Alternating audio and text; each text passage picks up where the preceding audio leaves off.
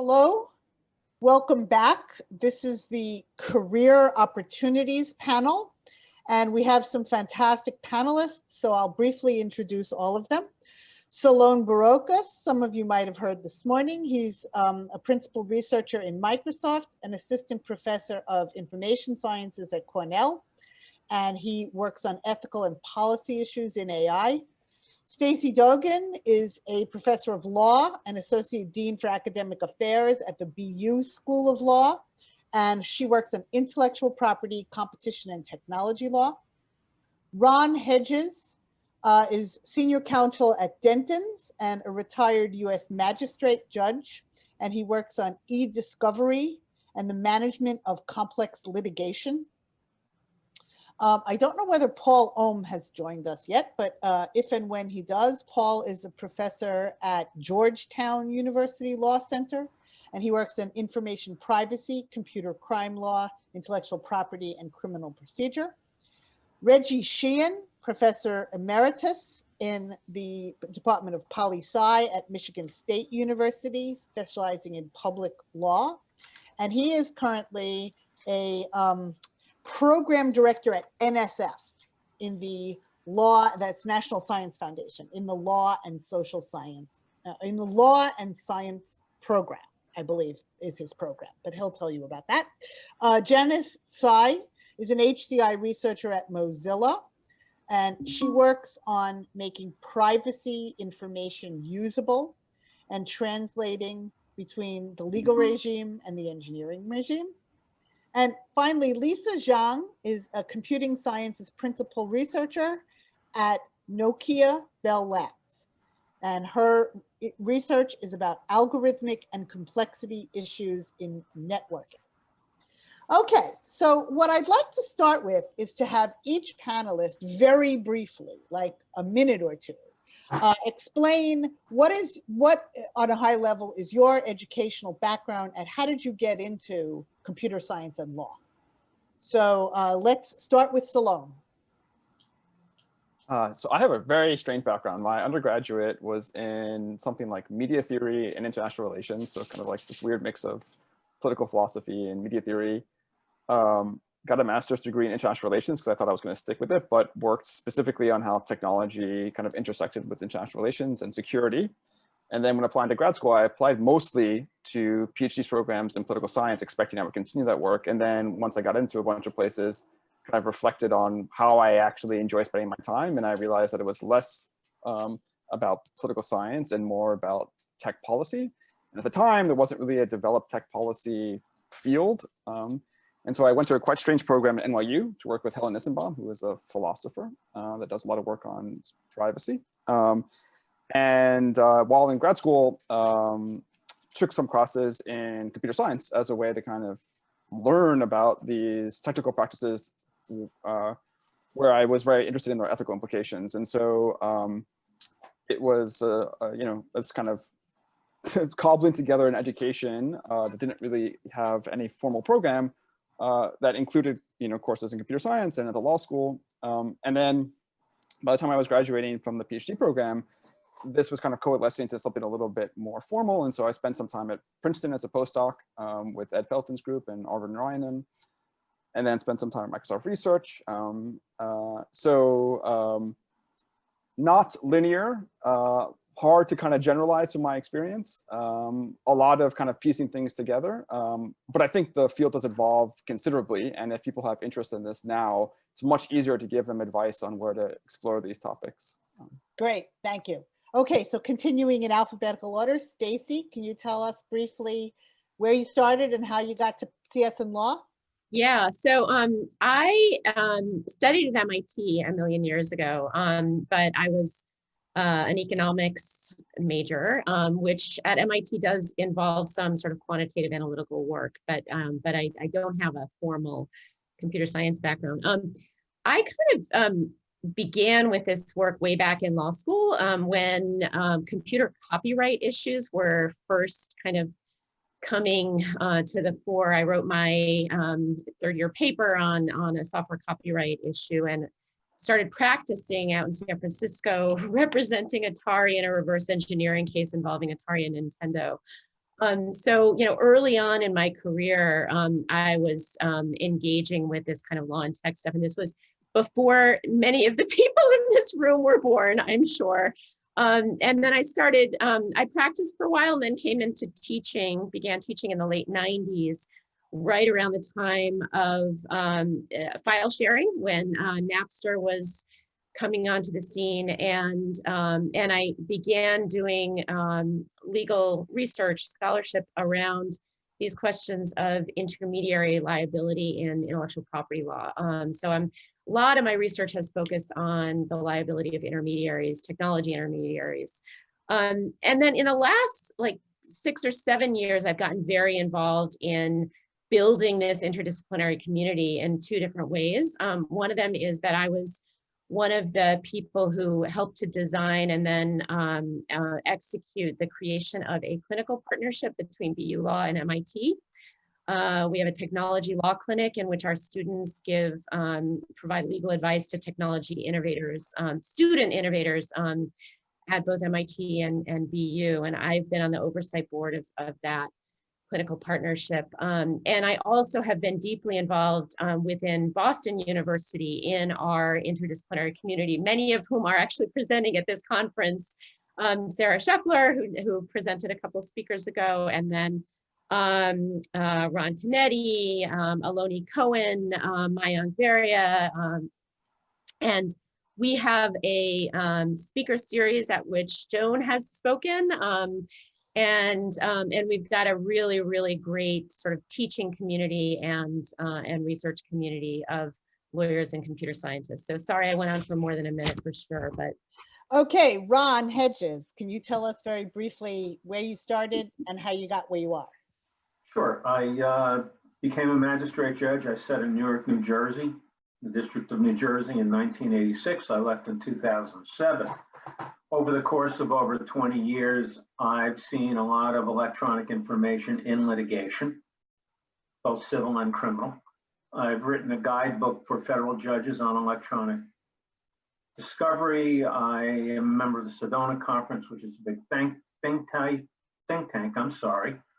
I've co-authored a guide for state and federal judges on management of ESI. And I write and speak a lot on criminal and civil e-discovery issues and the like. So I suppose I'm at the working end of everything you guys are talking about when you come in and you would see me and tell me what happened and why. But that's my interest in the field, and it's just continued since then. Sounds great. Okay, Paul, I'm very, very glad that you got I made it. Yes. I made it. Yes, and I am totally empathetic about how it's not totally obvious how to do this stuff, but it actually gets much easier. I find it much easier than I did an hour ago. Why don't you say very briefly where you started, like what your educational background is, and how you got to Csn Law? So I have an undergraduate computer science degree in '94. So I was in college when the web browser was released.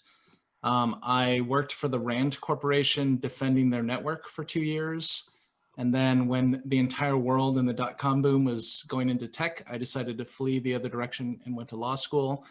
And at some point in law school, I thought, I want to do a job where I can think about the law and computer science in equal measure. And somehow, against all odds, I've spent 20 years in 4 employers doing exactly that.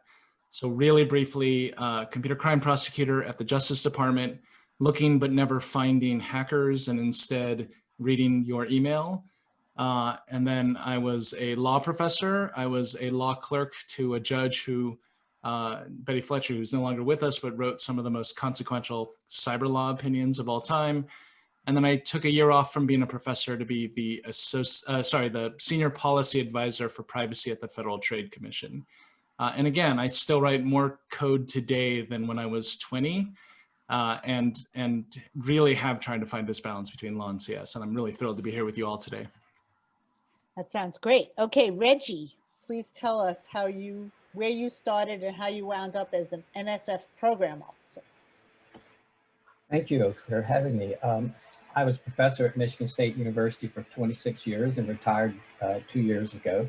In the political science department, I was a public law scholar. I did research on judicial decision-making in the Supreme Court and other appellate courts. I also did work on comparative legal systems, so I traveled to a lot of countries studying their high courts.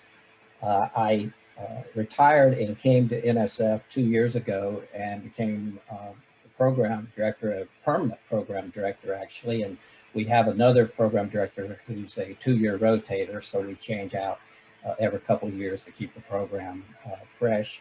And I'll be telling you a little more about the program later, about the name change to Law and Science and relationship that we're trying to develop with the computer science and information technology. I do feel a little old hearing this because my dissertation, I did quantitative research, and my dissertation was done on a mainframe computer. And I was having to learn JCL, and I worked in a computer lab reading undergraduates' programs trying to check the minutiae of JCL. So that their programs would not be automatically kicked out. So I feel real antiquated right now with this group, but thank you for having me here. I'm sure that an understanding of JCL must come in handy at some point. Okay, so Janice, Tsai, please tell us where you started and how you got to where you are now. Hi, I'm Janice. The music industry got me to where I am now.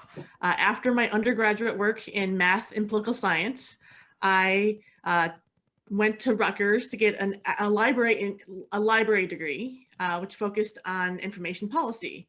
And when I was there, I had friends at Princeton who were being sued because they broke copyright as a result of the Digital Millennium Copyright Act as part of a contest by the digital music industry. And that really led me to my interest in technology policy. And that got me to internships or fellowships at the National Academies, which led me to meeting Joan in the hallway, who directed me to noticing Lori Craner, who became my PhD advisor at Carnegie Mellon, where I focused on usable privacy. From there, I did another fellowship at the California legislature. They have another science fellowship there, where you get to work with the legislature for a year. And that led me to my role at Microsoft, doing as a privacy manager, and then as a researcher at Mozilla. And so kind of a bit of tech and a bit of that policy. I just want to say my PhD program was in a program called Engineering and Public Policy, which is specifically to connect people and help them learn how to translate between these different realms of computer science or engineering to that public policy realm. Okay, so Lisa, just very briefly, where did you start and how did you get interested in CS and law? Unmute yourself. Yes, that's a lot better, isn't it? So thanks for having me here. So my background is in math and computer science. So I specialize in design and analysis of algorithms. So I did my PhD work in the math department of MIT, and I finished in '97. So web browser was invented when I was a graduate student. So right after I finished, I joined Bell Labs in the summer of 1997. I believe Zhang was one of the people that interviewed me. I think perhaps at the end of 96 or something. But I've been at Bell Labs since, and then right now, the mother company is Nokia. So I've done quite a few projects in my 23 years with Bell Labs. Initially, my projects focused on things like packet routing, scheduling, optical network design, wavelength assignments, optimizing wireless base station placement, etc. So they were highly connected to high training algorithms. So more recently, Bell Labs has launched this special focus on machine learning, as Nokia is trying to establish itself as the industrial leader in the field. So in the recent past, I've been learning things like statistical analysis, machine learning tools, and I've been exposed to a variety of applications. And one of them is related to patents, and that's my connection to this workshop. So one of the tasks was trying to classify patents according to which category a patent would belong to, although the bigger ones are easier to classify, the more detailed ones are less so. And then there are also special category patents called standards essential. Those are very important patents as it's a good source of revenue for technology companies like Nokia. But on the other hand, it's not easy to identify which patents are standards essential. So, and it's very time consuming and tedious for lawyers to go through standards definition and patent claims to determine this essentiality. So part of the effort was we were trying to see whether computer science could play a role in the effort like that. There are also other applications such as trying to see whether patents are written in the form that protect the interest of the corporation. So this is my little bit connection to the law. That's it. Okay, thanks very much. So these panelists have suggested more really great questions that we can even get to. So I'm going to direct the question to someone in particular, get an answer, maybe get one rebuttal or follow-up from another panelist, and then go on to the next question. Okay, so Paul, tech policy is a very broad, amorphous field. What types of jobs fall under the banner of tech policy, quote unquote, and do you need a law degree to get them? And if you're a CS student, what kind of skills should you be developing if you're interested in tech policy, besides, of course, the ones that are taught in the core CS courses? Yeah, so thank you. It's amazing how quickly the answer to that question changes. So had we done this panel 5 years ago, I would have said a lot about privacy. I would have said privacy is the big thing, and DC and state government is trying to figure it out. And we need smart computer scientists like the people listening to this, I hope, going to law school or not going to law school to become privacy people. Today, the focus is much more on machine learning. It's much more on fairness and transparency. It's more on speech and the future of democracy. And I think the trend line is pretty clear. We need trained people in computer science who have other skills, honestly, to save the world. I mean, it's kind of funny how urgent the need is. I spend most of my time talking to law students who did not have undergraduate computer science degrees or training at all. And I say, don't worry, there aren't enough technical people. We still need people who are dabblers who can fill these roles. But that's not you. I'm talking to an audience that actually has 50% of the training that my law students don't, but you don't have everything. So I'm so glad that Joan is the moderator, because I get to say the thing I forgot to mention in my bio, which is I went to Yale University for computer science, and they had a class there called Daily Themes. It's a legendary class that has been taught since World War II. I took it my senior year. And in Daily Themes, you have to write a 500-word essay Monday to Friday, every single day of the semester. It's infamous for being this cauldron that teaches you how to express yourself in the written word better than any class probably in undergraduate education. It is the single most important class I took as an undergrad. I use it on a daily basis, what I learned in that class, more than any algorithms class or systems design class. So if you're a computer scientist and you still have semesters to give, write. Take as many writing classes as you possibly can. Get up and speak. Take some, oral advocacy classes or oral training classes. You're learning all the computer science you need to learn. You need to finish what you know by focusing on your communication skills. It's the one thing I wish I could tell every computer scientist in the country to do more of. So. Okay, is there someone who would like to add or maybe subtract from, like agree with or disagree with Paul, or should I go on to the next question? One comment, if I could. Sure. And I appreciate those global issues that Paul is talking about, but what I see a lot of these days in my circles, legal circles, either in-house attorneys, outside counsel, or whatever, are concerns about privacy and cybersecurity.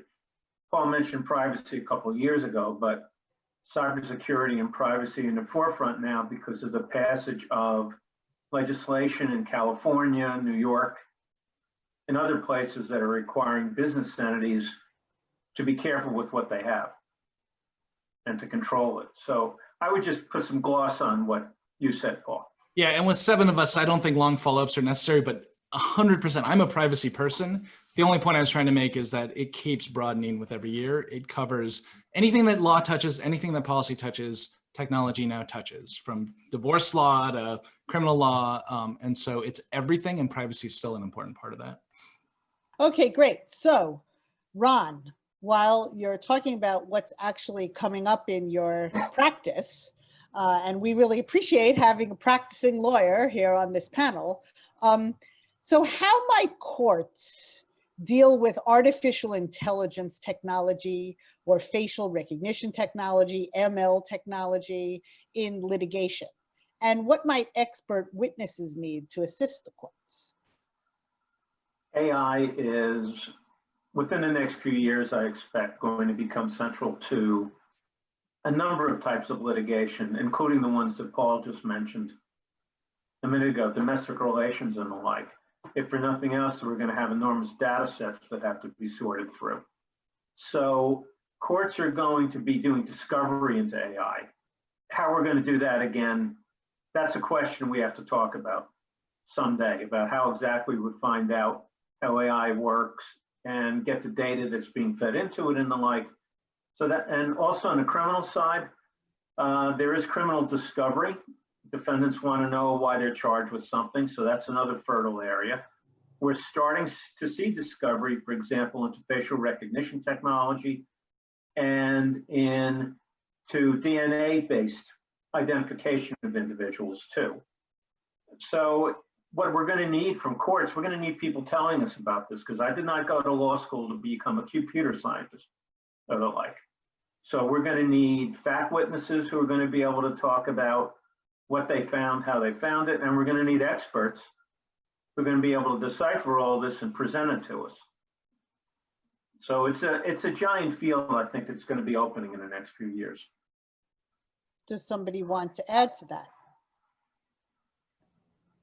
Okay, good. Yes. I'll add to it just to tie back into Paul's point. I think as a result, communication skills are absolutely essential, and the ability to translate this kind of work into lay terms is essential. And I think also kind of learning how to partner with, for law students or lawyers to learn to partner with computer scientists is essential, and vice versa.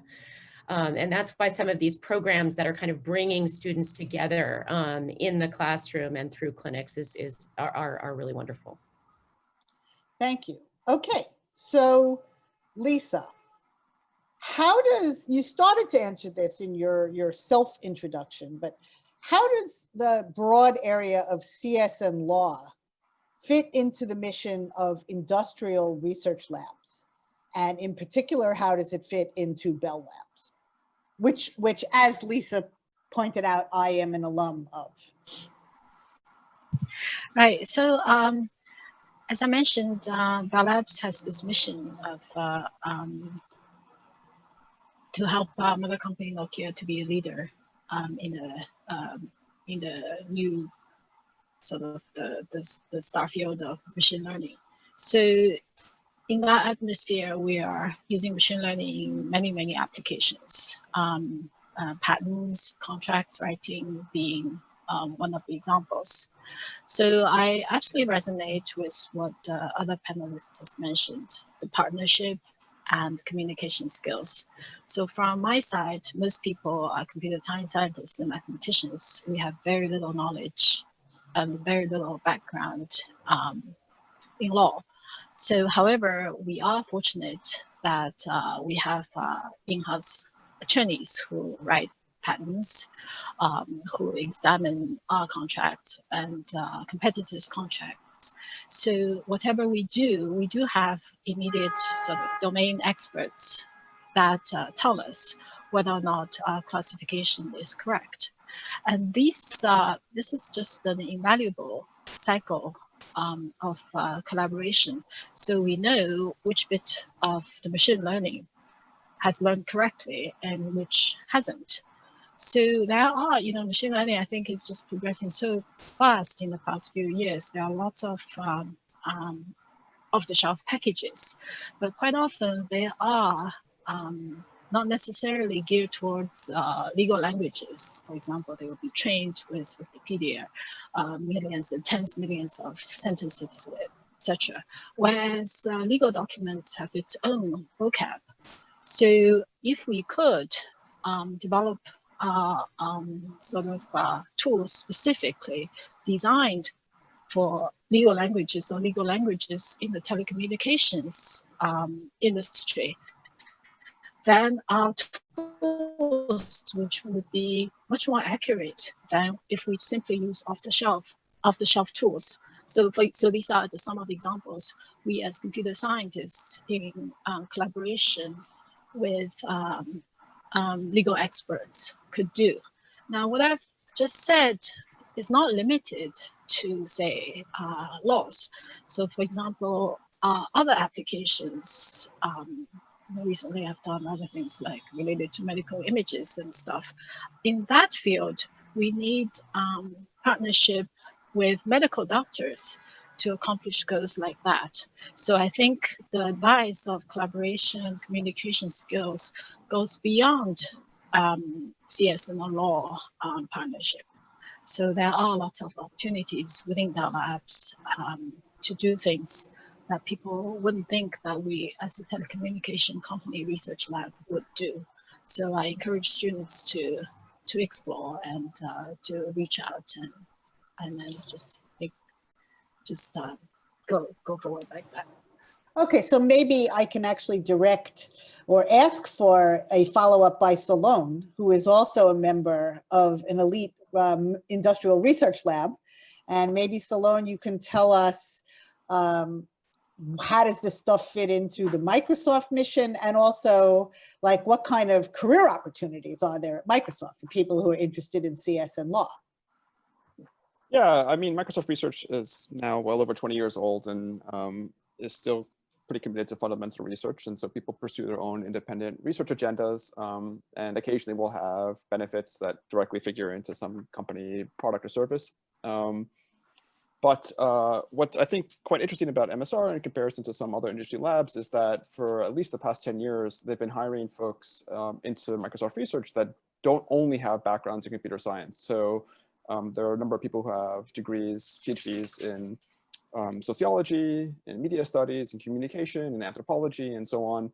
And this, I think, was a pretty stark break with the traditional hiring practices of most industrial research labs. That continues to be the case. Notably, however, I don't believe we've ever hired a lawyer into a researcher role. So although a lot of people have legal expertise and have like kind of mixed background, I don't believe there's anyone who's come directly from like law school or legal practice into a researcher role at Microsoft Research. Nevertheless, in a way that sounds quite similar to Nokia Bell, we often work with legal and policy teams of the company. This often ends up being both an opportunity to kind of understand the problems that are being confronted in practice and kind of seed us with interesting research questions. And then occasionally too, we have some insights from research that can be practically useful for the law and policy folks within the company. I should say though that to Paul's point earlier, there's an entire new area of work around fairness and accountability that has kind of swept through industry. And this has led to hiring both within research labs, but also within the company itself. And I think a lot of these labs are now trying to figure out their relationship, not just to the law and policy teams, but also to like the engineers that are being hired directly into these roles. So I constantly now interact directly with folks who've been hired in engineering roles specifically around fairness, right? And that's a new role within the past few years. And the relationship then between research and practice is interesting. It's different than it would have been between research and the law and policy team. And I expect that in the future, there'll be many, many more people who don't have CS backgrounds or have more non-traditional backgrounds that are hired into the research lab, at least at MSR. Okay, great. So we've heard a little bit about career opportunities in industrial research. Maybe Stacey and also Paul, if he wants to follow up, could tell us about academic opportunities. So Stacey, which universities that you know of are hiring in Csn Law, and what should junior candidates know about the interviewing and negotiation processes? And also, what are some of the important differences for people wanting to work in this intersection between CS research, as it's usually practiced in academia, and legal research, as it's usually done in academia? What's the difference in terms of types of projects, co-authorship, publication, funding? Any advice you can give? Great, thanks. And the reason that Paul and I are sort of both interested in this issue, in addition to just our general interest, is we both have collaborated with a bunch of other people on putting together a white paper that is focused on collaboration in both teaching and research and institutional growth at the intersection of law and computer science. And if anyone is interested in getting a copy of the draft working paper, we'd be happy to share it with you offline. But, you know, I have to say the research on what's happening across academic institutions in this space right now was somewhat daunting. We are at the very early stages, I think, and Paul, you can, you know, correct me if you have a different impression, but based on the interviews that we've done, I think everyone is still kind of feeling their way toward a place where we can do meaningful joint hiring in this space and create expectations that will allow particularly junior researchers to engage in truly interdisciplinary research. At the moment, most universities still kind of follow the traditional approach where if you're hired into a CS department, you are expected to bore down deep in CS and be kind of doing cutting edge research in that space. And same goes for law. And most researchers do their interdisciplinary research sort of after the fact. Now, that's changing. After tenure. I'm sorry, after tenure, thank you very much. Yes, after tenure. That's changing a little bit, I think, due to some of the pressures that Paul, you know, the recognition of the critical importance of law and technology research and developing sophistication across these lines. But, you know, universities change slowly. So BU, where I teach, just recently developed a faculty in computing and data sciences that is specifically, was specifically created with the goal of facilitating interdisciplinarity. The goal is to find, you know, skilled computer scientists and data scientists who are interested in, you know, branching out and being a little bit broader than just deeper. Georgetown, where Paul works, the law school has actually hired computer scientists who are interested in working at this intersection. And so that, you know, there's increasingly sort of universities that are looking at creative ways to enable junior researchers to do some bridging.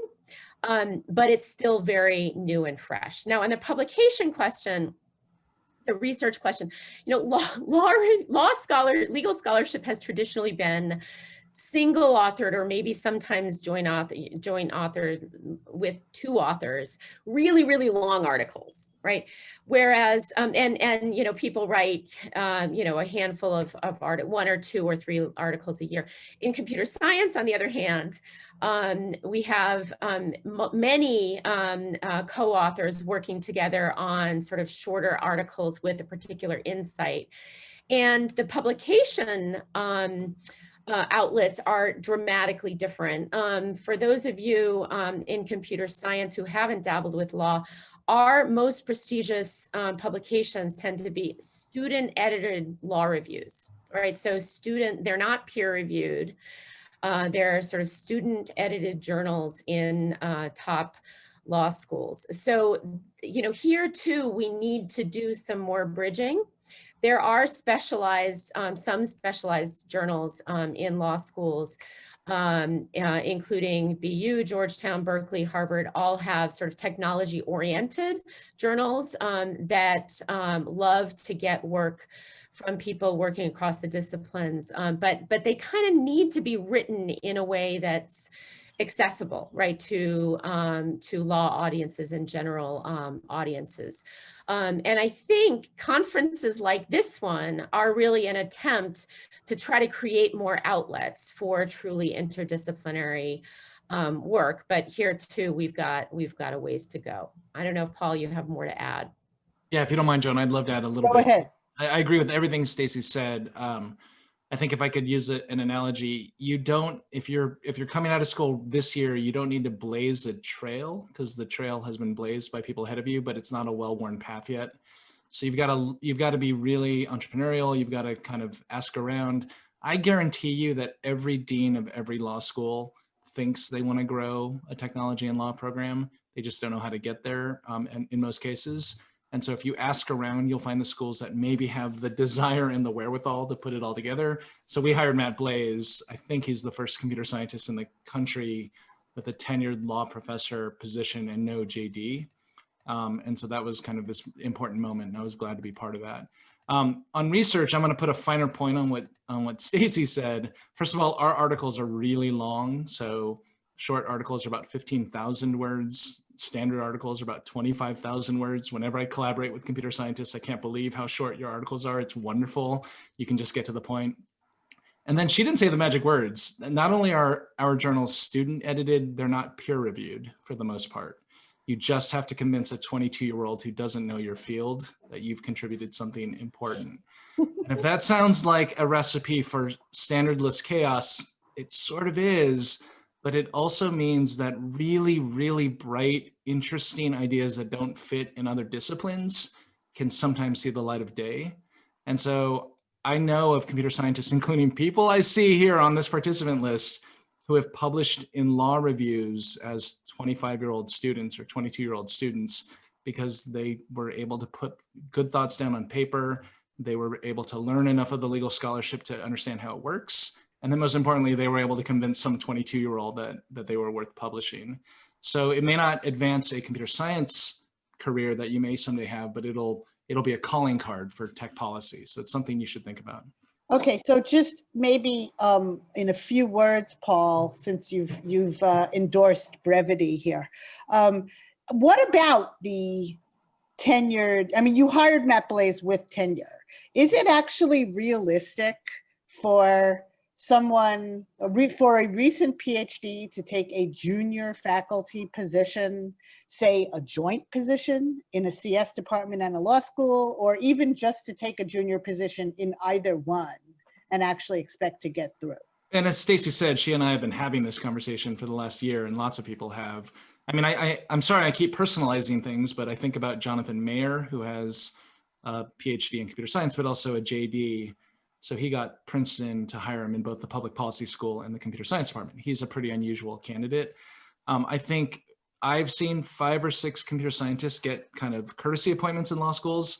And in every case, the advice I get is the same, which is ignore your law colleagues until you have tenure, right? So I think it's still, this is the trailblazing analogy. I think it's still wise to be modest with your expectations, to probably, if you're a computer scientist, primarily go get a computer science position, but find one at a university that has a law school, and then build those bridges and get ready for the day you get tenure when you're finally able to be truly interdisciplinary. I think we're not ready for junior people yet, except maybe at a few schools who are interdisciplinary from day one in these two disciplines. And I bet lots of people disagree with me, but that's my Well, take. such as where? What's a school where you? I mean, you know, so I whenever people say what are the best law and tech schools in the country, I say Georgetown, but also BU, Berkeley, Harvard, NYU.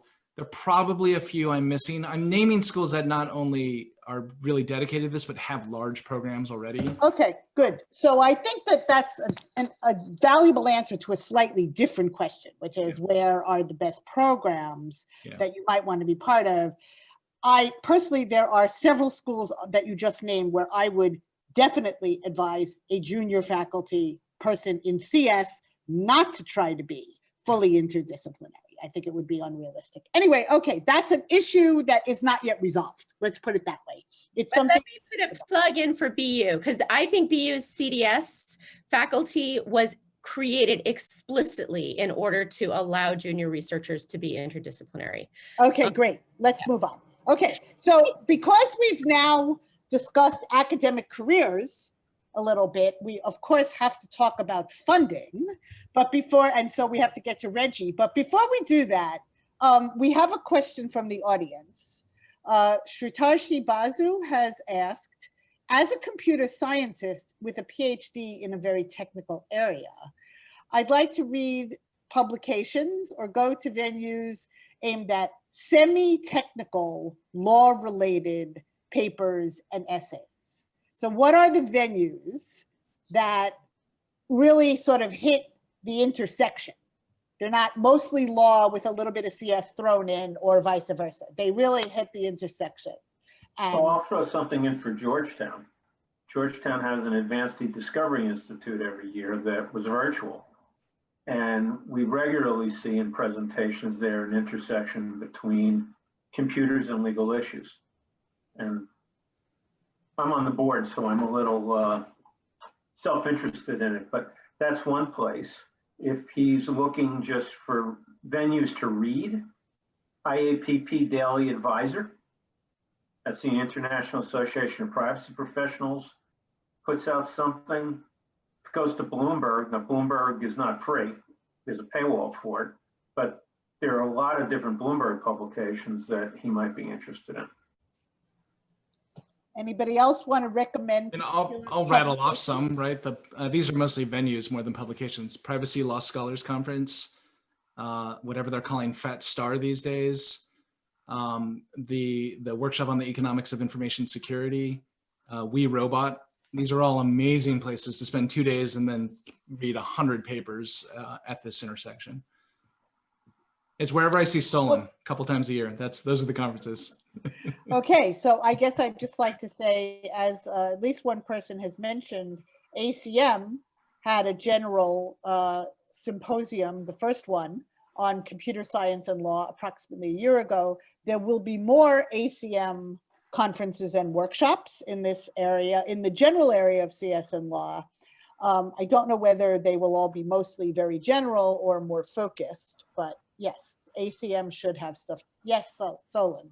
So one of the things I'll say is that in the past couple of years, there's been a growing number of workshops at mainline CS conferences, which is also a pretty useful thing to explore. So it's routine now that NeurIPS, which is one of the main machine learning conferences, has at least 1 or 2 or sometimes even 3 workshops that are related to legal issues. And that's increasingly the case across many other areas of computer science. So I highly recommend looking to workshops as a place to see some of this work. All right, I just want to jump in and just kind of talk about careers. So if you are trying to go and find a job now before you become tenure track faculty, one great thing to do is just to go do it. I worked in the California legislature. You can just go and hang out with legislative people and they'll hire you to be on their staff.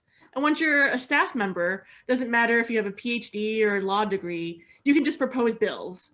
So it was really crazy for me to be in the California legislature and realize I can just, I'm proposing a bill about the smart grid and having privacy and security standards. And it's just, someone will write it into the legal language and suddenly it's going to be debated on the floor of the legislature and maybe passed into state law. So if you want to skip getting the JD, getting advanced degrees, you can just go and work in policy now. And I think there's going to be a lot of hiring going on in January. So a lot of opportunities for anyone who's finishing up soon. Okay, great. We will get back to that after we hear from Reggie about funding. So what kinds of projects, Reggie, are funded by the NSF Law and Science program? What are the criteria for a successful proposal? And in particular, is it important that the proposal be submitted as a collaboration between computer scientists and lawyers? And are there any other funding opportunities out there besides NSF for researchers working in CS and law?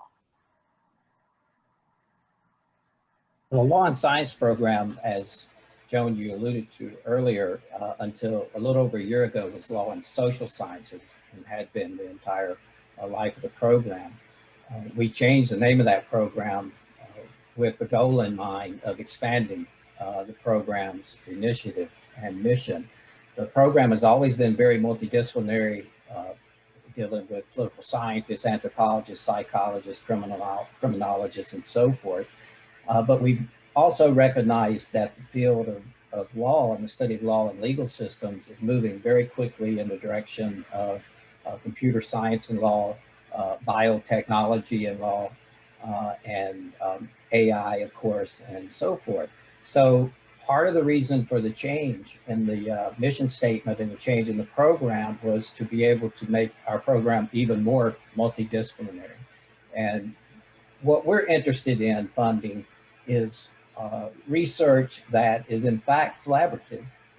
Not that we wouldn't fund single PI proposals, of course, but one of our goals is to encourage law and computer science to be a very collaborative field and develop as a collaborative field, because we have seen through our history in studying courts and legal systems that some of the best research we have funded comes when you have PIs with different backgrounds and different expertise.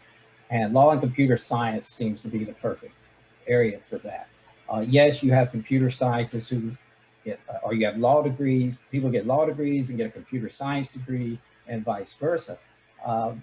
But very often in developing a field in a particular area that's new and it's changing very quickly, it's the collaboration between the computer scientist and the law professor who has expertise in that particular area already. And one of the things we would like to see in the next few years, and we're doing this not just as a law and science program, but also with computer and information sciences, one of our other directorates, we're beginning to look at special initiatives, special solicitations that will address many of the issues that Ron and Paul and others on the panel are talking about, some of the ones that are early, sort of early risers that people in the field knew about, and that is issues of privacy, issues of freedom of speech, the issues of disinformation that we've seen recently in social media, the impact of disinformation that is on the governance and the legal system and electoral politics, for that matter. So there is we've seen the last 3 or 4 years how fast this can move. How quickly things are changing in our society as a result of what's occurring with software development and how it's being used broadly in society, but also specifically to this in the legal system around the world. So many of the areas you're talking about in divorce law, or you're talking about, I've seen research that's being done on setting bail, and how to have equality and to not have discrimination in setting bail. And it's being done with computer programming. So the advances in AI are coming really fast. We fund various types of proposals. Standard proposal is what you generally think of. In law and science, our proposals average about $330,000, $350,000 a year, but we fund more than that. We fund for early scholars, early career scholars, what is called a career proposal, which is a 5-year funding mechanism, which allows them to build toward tenure in their field. We fund eager proposals, which look into fast-growing areas where there's not been much research done and there's not a lot of literature, and we're wanting to sort of jumpstart a particular field of study. And as Joan knows and David knows, that we are also involved in funding workshops. And in fact, we already are funding a workshop that's going to be at UNC Chapel Hill that's on law and computer science, but it's being run primarily by computer scientists from that direction, a little more than this one seems to be more law, but that's fine. We're trying to encourage it to come at this from both disciplines at the same time. So there's money at NSF right now for funding these type of projects. We've broadened our scope and our program, but there's also interest across NSF to be funding research in this particular area. Okay, so Janice, you said some things about how to get your foot in the door and what kind of education is or is not needed. Could you maybe elaborate a little bit on how to have impact if you want to work in CS and law? Sure. So I think from an industry or a policy perspective, as I mentioned, the most impact you'd have is by being in the room, right? Whether it be, I used to work at Microsoft, being the person that helps decide how the different privacy controls are designed and implemented, or being the person who brings the issue about smart grids or misinformation and helps actually draft legislation that gets passed by the California legislature. And so I think it's just a matter of, if you're interested in the space, just go out. And I guess right now it's virtual. So you can go to your town hall meetings or go and meet your legislator and just start meeting people, because the most important thing you can have and do is to build a network, whether it's in the tech policy realm or the CS realm or the AI and responsibility or fairness realm. It's just to go out and just find the people and the group you want to become part of and just start meeting everyone. Okay, so Solon, what are some hot topics? And in particular, what are some hot topics in CSN Law Research where you think there's going to be a lot of hiring in the near future? Yeah, I mentioned this earlier, and this is also built on what Paul was saying at the start. So I think this area of fairness and to some extent these related issues of accountability and transparency are very hot areas. It was a hot area of research for the past 5 years, and I'd say for the past year or two, it's also been a hot area of hiring within industry itself. And likewise, I think there's a desire to have similar expertise and capacity in other areas, like in civil society and in government as well. So I expect that at least for the next couple of years, this will continue to be an area where there's a lot of demand and there's a lot of unmet need. And so I think folks who are investing in their education to kind of develop skills and expertise in that area will find that they have many opportunities across all these different sectors. I also think what Paul was mentioning about, like, you know, reckoning with the fact that a lot of these large tech companies are in the position to kind of set the future of democracy. Like, these are other areas where it's not just legal expertise, but technical expertise. Many of these problems around speech are being handled with computational methods.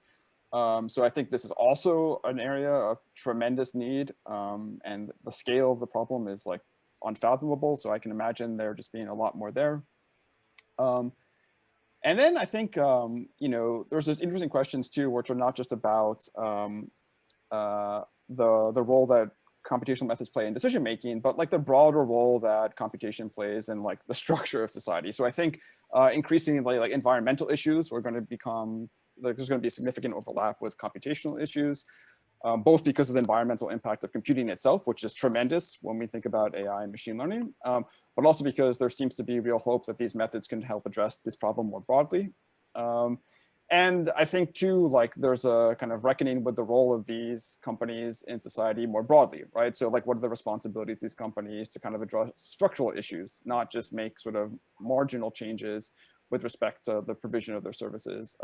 So I think, you know, there'll be some appetite, I would imagine, in a year or two from now, for folks who can think not just about how do we make sure that the hiring algorithm is not discriminatory, and more along the lines of like, how do we actually use computational methods to change the institution itself, right? How do we actually make it possible to kind of reflect deeply on some of the sociological and organizational dynamics that affect these kinds of things?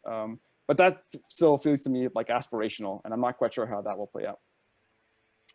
So Ron, does your firm ever hire computer scientists? Do law firms in general want to support? Do they even think about interdisciplinary work? Is this something that is a term of art in law firms? And are there any law firms where someone with an advanced degree in computer science might want to find a home?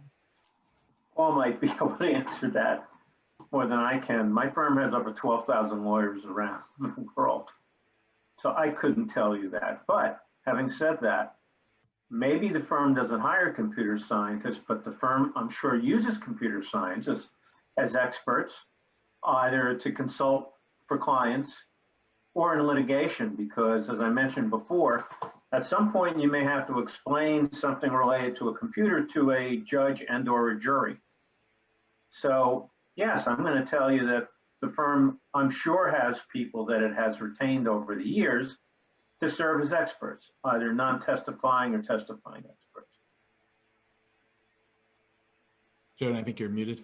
Paul, do you have anything to add? Yeah, I mean, since computer science, I don't know of firms that hire in-house computer scientists, except sometimes in e-discovery, but that's a kind of particular type of skill set. But given the number of law firms that try and hire me with my undergraduate degree as a computer science expert, there clearly is a lucrative market. There's a lot of money for people who want to do expert consulting for law firms, especially in big ticket, 9, 8, or 7-digit litigation that's happening, not only in patent law, but in all sorts of fields. And by the way, Joan, it's not just a question of hiring someone like Paul just to work within the phone. It's hiring someone like Paul to be able to communicate with clients, computer scientists. So you can understand what the conversation is back and forth, and he can explain it to lay people like me. Okay, so we have a few more minutes. There's nothing in the Q&A box right now. And amazingly, we actually did touch upon all of the great questions that you people emailed around in the last few days. So why don't I ask, does any of you have any parting words of advice or that you haven't already said for the young people, the young lawyers, and the young computer scientists who are interested in career opportunities? Solon has his hand up. Joan, just one thing, I can't help but resist, I can't resist but plug information science and information schools as like another possible path here. So we've talked largely about like appointments potentially in law schools and computer science or joint appointments and so on. And increasingly, I find that a lot of my colleagues who do this style of work find their way to information science or information schools. And I think that's another viable path. There are definitely trade-offs. These are much less mature disciplines in some sense, and probably the reason why they tolerate such interdisciplinary work. But I think that, this is a place where you can often find a real appreciation for this work without having to kind of satisfy the traditional disciplinary demands of computer science or law independently. And so, I really have loved my experience at Cornell. Berkeley has, its own experience with having many lawyers, actually, people with JDs, no PhDs, in their information school. So these are other things I would definitely encourage people to consider. I mean, I think one notable omission of this conversation is we haven't talked enough about NGOs and civil society. So there's an amazing organizations that will hire computer scientists, and they really are having a huge impact on the world. And you won't make the same money you make working for companies, but you actually do pretty well. And it's like Janice was saying, I agreed with everything she said about being in the room, helping write the legislation, and working with lawyers much more closely than you ever will in the private sector. Okay, so can you name a couple of these? Yeah, so EFF everyone knows, but there's the Center for Democracy and Technology, there's Public Knowledge, there's EPIC, which is in the process of blowing up a little bit. Data and Society isn't quite in the same bucket. They're a little bit closer to being a research arm, but they're similar. And there's more, but those are some of the big ones. I also just mentioned Tech Congress, which is like a program that specifically like funnels folks with a technical background, a STEM background into kind of like federal government. So that is also a program worth looking at. Okay, Joan, I'll give you one that wait, one second. I'm sorry, go ahead. Solon has mentioned information science. Let us recall that Stacey mentioned data science. I think it was what was Center Computation. What is BU? Is that organization called? Faculty of Computing and Data Sciences. Computing and Data Sciences. So I guess if you, there is probably some kind of subtle difference between data science and information science, and neither of them is computer science. And there might be people in the audience who are frustrated by that kind of academic hair splitting, but as Paul said, I think it was Paul, might have been Solon, that academic hair splitting can sometimes be very good for young people who want to do a particular kind of work that doesn't already have a very well-established academic career path. So you should be very happy that there is such a thing as information science, and there's a different thing called data science, and that neither of them is computer science. Okay, so Ron, yes, please. Something that people might not think of, and that's to go into forensics work for law enforcement. Massachusetts State Police has one of the best Yes. agencies in the country on that. And defender organizations need people. And you may not make a fortune, but it's satisfying work. And I know a lot of people in the space and they enjoy doing it. That's another possibility. Okay, so I think this has been really a great panel. I have to thank all of you. Every single one of you had fantastic answers, not just good questions, but good answers. So thank you.